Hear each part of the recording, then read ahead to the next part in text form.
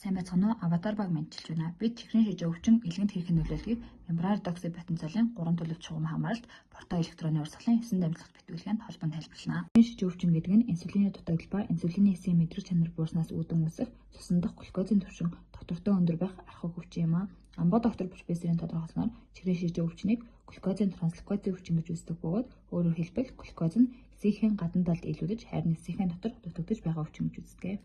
Профессор Амбо багшийн хүн амьтны биеийн портон хамгаалалт бүхэлдэг тогтолцооны систем загварын 8 дугаар үе шат болох мембраар доксибатенцолын 3 төлөвт шугам хамгаалалт 9 дамжлагт битгүүлгээний 1-ээс 7 дугаар үе шатанд тайлбарлагдана.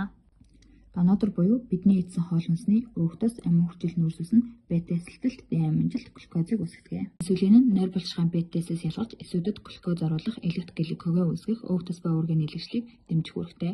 Глюкоз нь инсулин хамгаалтаар 2 молекул пируват, 2 молекул ацетил коэнзимыг үүсгэж Кребсийн циклийг эхлүүлдэг. Кребсийн циклээс 3 надаш, 1 падаш, 2 молекул нүүрс хүчлэн хий үүсдэг.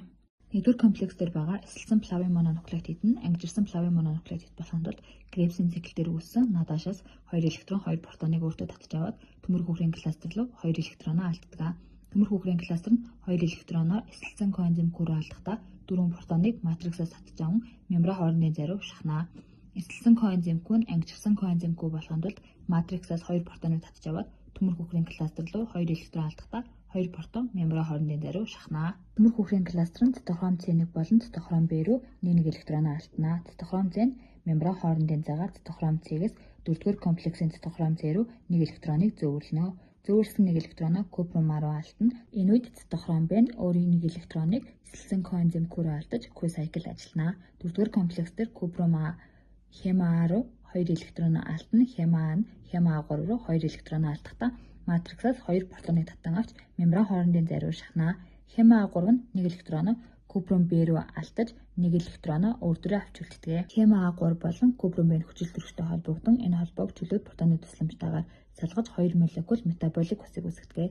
Мембран хоорондын зайд байгаа чөлөөт протонууд нь ATP синтезаагаар дамжин аденосин дифосфат болон фосфорын үлдэгдэлтэй нэгдснээр аденосин трифосфат болж 2.5 ATP-г үүсгэнэ. Кребсийн циклийн хэвийн үйл ажиллагаа ингэж явагддаг бол чихрийн шижээ өвчний үед инсулин дэвжрэлд орсноор цусан дахь глюкоз хувирж эс рүү орох үйл ажиллагаа саадаж эсийн гадна глюкоз ихсдэг. Үүнээс үүдэлтэй эдэсэд ATP дутагдалд орно.